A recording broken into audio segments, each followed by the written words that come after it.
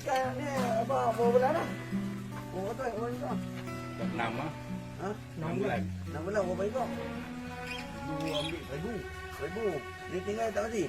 Dah berapa kali ambil, 3 kali ambil. Oh, 3 kali ambil Kutip lah. dari mana besar, kutip. Ya, ya di mana?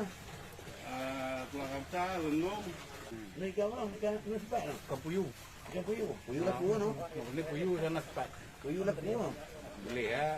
Ya. Tapi kurang cepat lah Melayu. Sebulan boleh dapat yang mana ni? Petang macam mana? Dapatan dia okey ya. Ah, Dolar cepat RM12 kilo.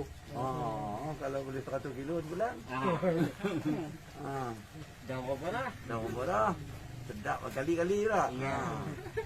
Tak tu, sebab tu kita baru ni apabila kita buat seminar maya tu kan, sebab tu nasihat daripada agensi-agensi ni kan kepada pengusaha-pengusaha ataupun sebelum dia berusaha tu nak buat tanaman makanan ke, nak buat perikanan ke, biar dia pergi jumpa dulu dengan agensi.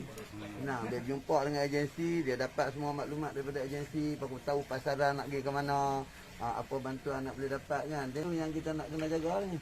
Sebab kita bagi tahu kerajaan ni dia kena jaga juga kan. Maksudnya sekarang kalau dah depa tanam, depa buat kebun sayur, depa buat ternakan, kemudian tak dapat pulangan, depa berhenti. Jadi bekalan makanan negara dapat daripada mana?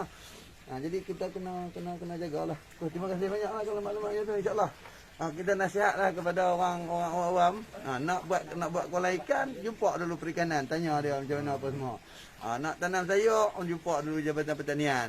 Nak jumpa apa ni, jumpa farmer, nak marketing macam mana. Kan. Ni terima kasih. Yang cantik tu kita buat air mengalir kita. Air masuk, air keluar, air masuk cantik sikit ya. Air mengalir lah. Teknologi nasihat. Okey. Nasihat